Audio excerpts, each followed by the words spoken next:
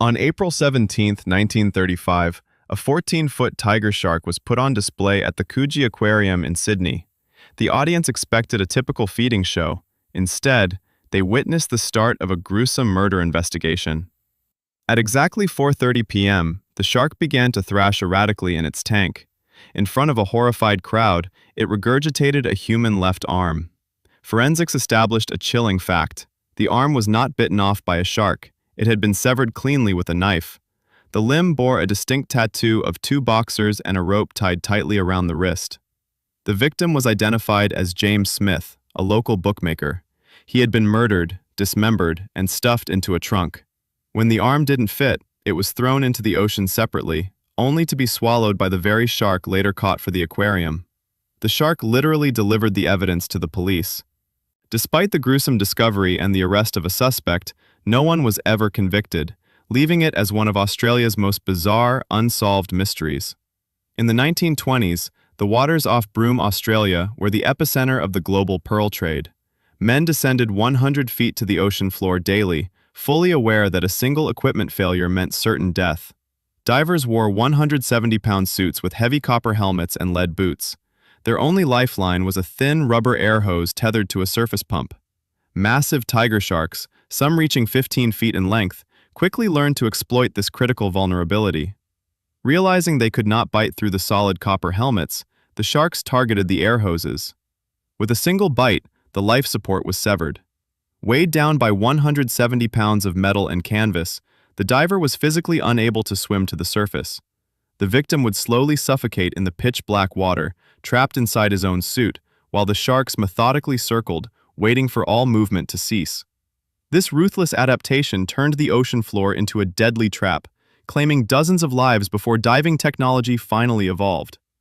On April 11, 1952, Pan Am Flight 526A departed Puerto Rico with 69 people on board. Just minutes after takeoff, catastrophic engine failure doomed the aircraft, forcing an immediate water landing. The pilot successfully ditched the plane in the ocean. It remained afloat for exactly 3 minutes. Most passengers evacuated wearing life jackets, but the aircraft was not equipped with life rafts.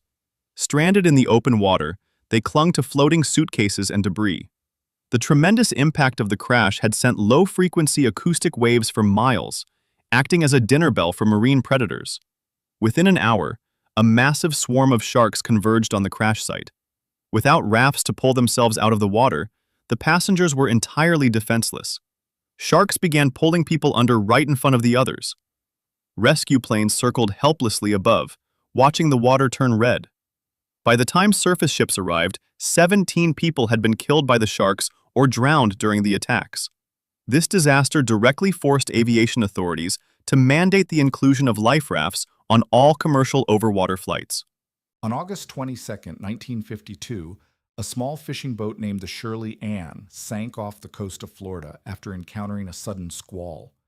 3 men, Ted Conway, an experienced sailor, and 2 passengers, were left clinging to a small overturned dinghy in the Gulf of Mexico. By the second day, a school of tiger sharks discovered them. The men tried to keep their legs out of the water, but the dinghy was too small to hold all 3 out of the ocean. On the third day, one of the passengers, suffering from extreme sunburn and dehydration, slipped off the edge of the boat. He was pulled under instantly. The remaining 2 men spent the next 24 hours kicking at the sharks that repeatedly rammed the small wooden boat, trying to knock them into the water. On the 4th day, the second passenger fell asleep and his foot dipped into the water.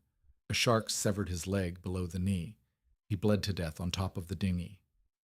Conway, the sole survivor, stayed on the boat for another 48 hours, surrounded by sharks, before a passing freighter rescued him. The city of Avaz in southwestern Iran sits on the banks of the Karun River, more than 100 miles inland from the Persian Gulf. For decades, the river was the site of frequent, deadly attacks by bull sharks. Unlike most sharks, bull sharks have specialized kidneys that allow them to process fresh water, enabling them to swim far up rivers. Between the 1940s and the 1990s, the Karun River saw dozens of fatal attacks, almost exclusively on children and teenagers who swam in the river to escape the extreme summer heat. The sharks would swim upstream, striking victims in water less than 3 feet deep. The attacks were characterized by massive trauma. The sharks would bite and attempt to drag their victims into the deeper channels of the river. Local hospitals frequently treated survivors with missing limbs, but many victims bled to death before reaching medical care.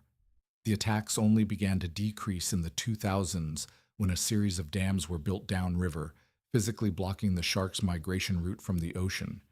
In June 1629, the Dutch ship Batavia was wrecked on a coral reef near the Abrolhos Islands off the western coast of Australia. Most of the 300 passengers survived the sinking, making it to a small, desolate island. However, a mutiny broke out led by an undermerchant named Geronimus Cornelis. Over the next 2 months, the mutineers systematically murdered more than 100 of the survivors. While many were killed on land, a significant number of victims were forced onto small rafts or pushed directly into the ocean. The waters surrounding the Abrolhos Islands were heavily populated by tiger and bronze whaler sharks. The blood from the executions on the beach, combined with the bodies thrown into the water, created a continuous feeding zone for the sharks. Historical accounts from the survivors detailed how men, women, and children who were pushed into the sea were torn apart by sharks before they could even drown. It remains one of the most brutal combinations of human violence and animal predation in maritime history. On February 26, 1852, the British troopship HMS Birkenhead was traveling along the coast of South Africa, carrying 643 people, mostly soldiers, and their families.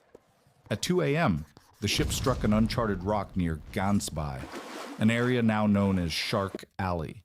The hull was ripped open, and the water rushed in so quickly that dozens of men drowned in their hammocks. As the ship began to break apart and sink, the soldiers famously stood in silent ranks on the deck, allowing the women and children to safely board the few available lifeboats. Once the ship went under, hundreds of men were plunged into the dark, freezing water. The commotion and the smell of blood from injured sailors quickly attracted a massive swarm of great white sharks. Survivors clinging to the masts and wooden debris watched helplessly as the sharks dragged men beneath the surface one by one. The feeding frenzy continued until dawn. By the time rescue ships arrived, 436 people were dead. The tragedy became a legendary example of military discipline, but it also remains one of the most fatal shark encounters in maritime history. On October 25, 1927, the Italian luxury ocean liner Principessa Mafalda was sailing off the coast of Brazil, carrying 1,252 passengers and crew. At 5:15 p.m., a massive shudder shook the vessel. The port propeller shaft had fractured, tearing a massive hole in the hull. The ship began taking on water. Despite having enough lifeboats and several rescue ships arriving within hours, mass panic broke out among the passengers. People stormed the lifeboats, causing several of them to capsize and spill their occupants into the ocean. The thrashing crowds in the water triggered a massive response from local shark populations. As the sun set, rescue ships illuminated the water with their searchlights, revealing hundreds of sharks circling the panicked passengers. Sailors on the rescue vessels had to watch in horror as people screaming for help were pulled under the water just yards away from safety. Some survivors tried to climb the ship's anchor chains, but were dragged down by the sharks. The ship finally sank at 10:20 p.m. In total, 314 people lost their lives, with eyewitnesses attributing a significant number of the casualties to the relentless shark attacks in the dark.